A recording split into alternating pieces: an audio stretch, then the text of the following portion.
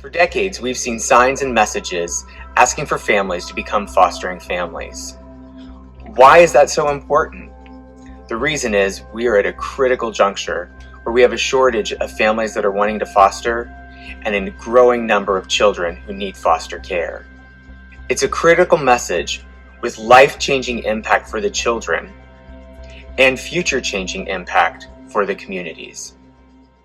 I'd like to share a story with you, and I'm going to read the story so that I don't miss any important points. This story is about a child named Juju. Authorities rescued Juju a bit before midnight one Saturday. The details were sketchy, but the distinct chemical smell on her clothes and the incessant scratching of her head made it clear that she would need a good bath, a treatment for an infestation of lice, and some clean PJs before her sweet little face could be tucked into bed at night. The family that fostered and volunteered to love and care for Juju already had more children than they were supposed to have placed in their home.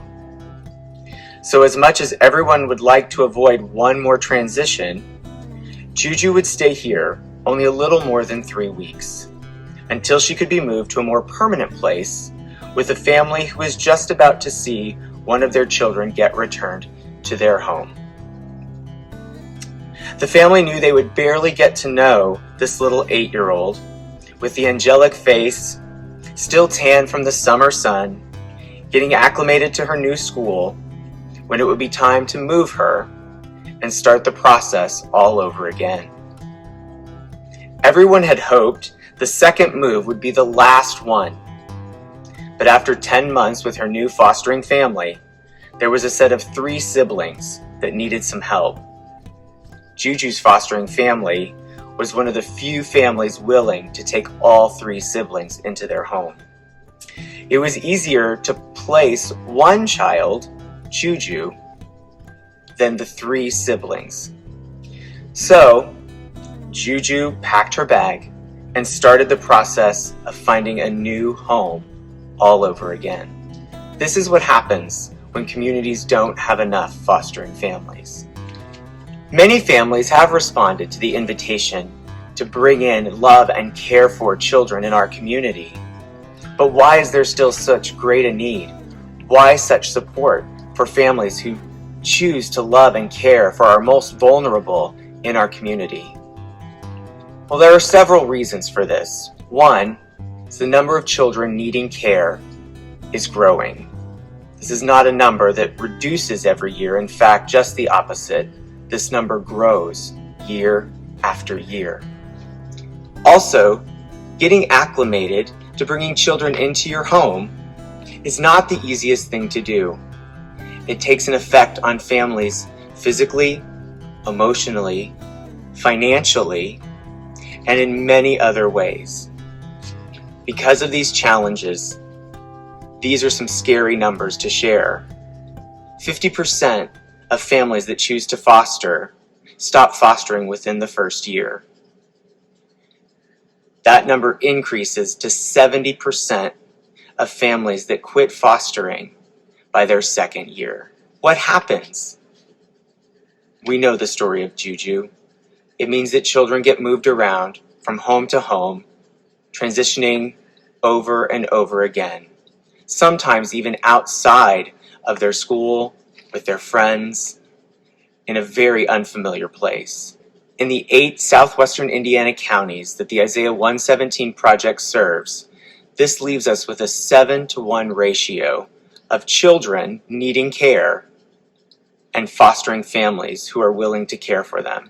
Letting this go unaddressed is no longer an option.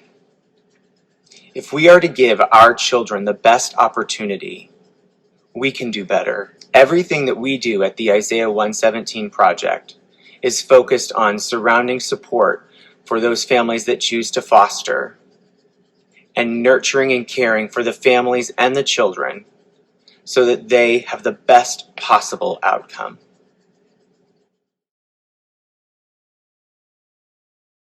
The first thing is go to our website at theisaiah117project.org. There you'll find several ways that you can become involved.